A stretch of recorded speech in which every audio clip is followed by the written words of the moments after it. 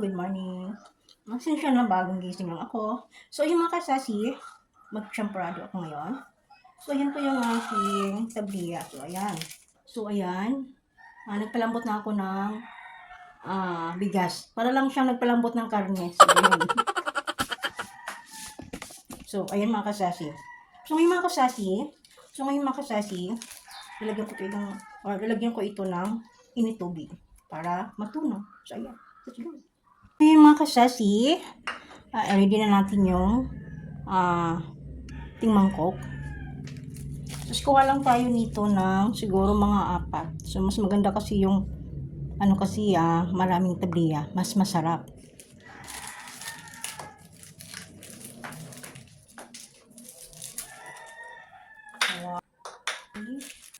So, 4 na yan na tabliya, mga kasasi.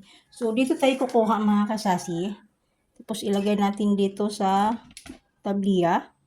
Instead na mag-init tayo ng tubig, so dito na tayo kukuha ng pangtunaw ng tabliya.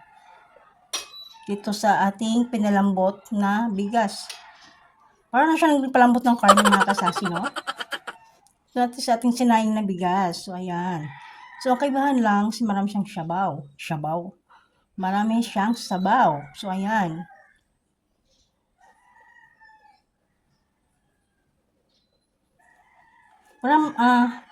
Masarap kasi mga kasasi kapag marami kang tabliya ilalagay.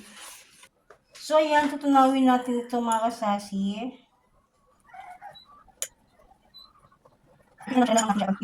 So, ayan. Lang naman mga kasasi.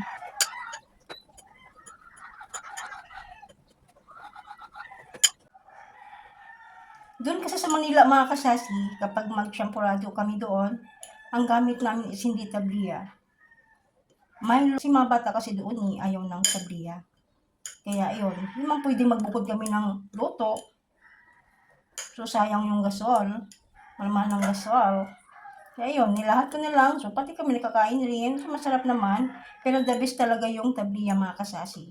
So dito sa probinsya namin, kasi mga kasasi, nandito na kasi ako sa probinsya namin dito sa Surigao. Kaya, nagtemporado ako gamit ang tabliya. Ito, napakabango nito. Sobrang bango talaga nitong tabliya na to. As in, pure. Pure na tabliya. So, ayan. Ito na ilagay natin doon sa ating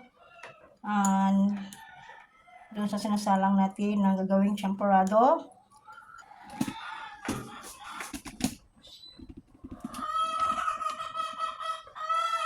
So, atin lang ilagay dito mga kasasi.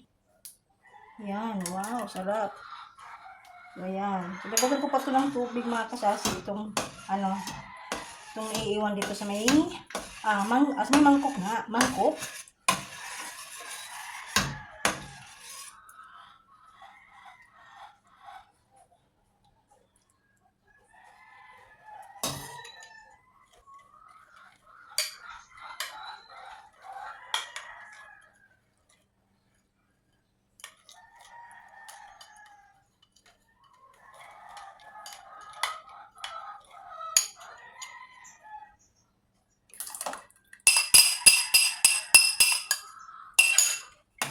So, ayan mga kasasi, ang bango. Ang bango ng ating champorado mga kasasi. Kapag mag-champorado tayo, no? The best talaga yung kokwa. Bukod sa the best, mabango pa.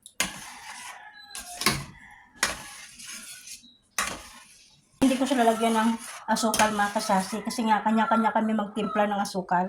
Kasi kapag lagyan mo siya ng asukal, meron kasing iba dito na ayaw ng matamis. Ito yung breakfast namin champorado.